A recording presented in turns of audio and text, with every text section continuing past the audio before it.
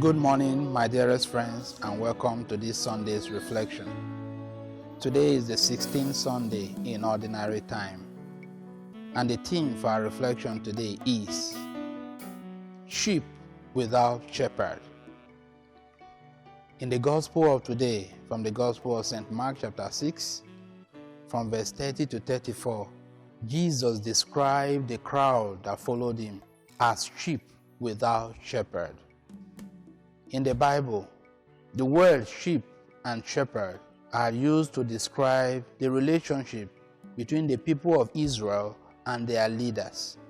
Hence, in the first reading of today, from the prophecy of Jeremiah chapter 23, from verse 1 to 6, Jeremiah denounced, he rebuked and condemned the leaders of Israel for abandoning their duties and responsibilities of catering and caring for the flock of God, for the sheep entrusted to them. And because of this lack of responsibility on their part, the sheep of the Lord had been scattered. They look like people who have no sense of direction, whose life have become meaningless. But the reading did not just end that way. The Lord, through the prophet Jeremiah, made a prophecy that he will raise up a shepherd for his own people from the branch of David. And the fulfillment of this prophecy is what we read in the gospel of today. Jesus is that good shepherd that has come to take care of the sheep of God, to cater for them, not to scatter them, not to abandon them. And we see Jesus demonstrating this, beginning with the 12 who had just returned from their mission. He told them to come a while to a deserted place and rest.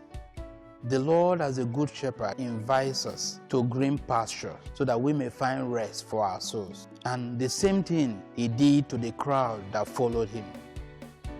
The invitation of Jesus to the 12 to come a while to a deserted place has a message for you and I. A deserted place is not a place to eat and drink. It's not a place to fully rest. It is only symbolizing a place to encounter God, a place for a Sabbath rest, to be with the Lord, a place that the sheep will have some moment with the shepherd. That is the invitation of Jesus to his sheep in the reading of today. And as a good shepherd, Jesus does not discriminate. He is the shepherd of all, Jews and Gentiles, male and female, and what have you, as St. Paul tells us in the second reading of today from his letter to the Ephesians, chapter 2, from verse 13 to 18. He has come to break down the dividing wall of hostility.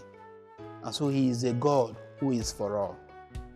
This passage is very, very instructive for you and I. We live in a world today when many have lost the sense of direction. They see life as meaningless. Children and youth are scattered here and there. Citizens of nations like ours are becoming hopeless because our leaders have failed us. In this context, Jesus, our good shepherd, is inviting you and I to come away, meaning to come to him, so that we may have sense of direction, so that we may find meaning in life, so that he will gather the scattered children of God, so that he will restore peace and unity in our nation, Nigeria. That is a message for you and I today. Our human leaders have disappointed us, but God does not disappoint us. God has the solution to every problem, only if we remain obedient sheep. And so as we celebrate this holy day, my dearest friends, let us ask the Lord to grant us the grace to follow his lead as our leader, as our shepherd, so that we may truly find rest for our souls, so that we may find meaning in life. May God bless you now and always.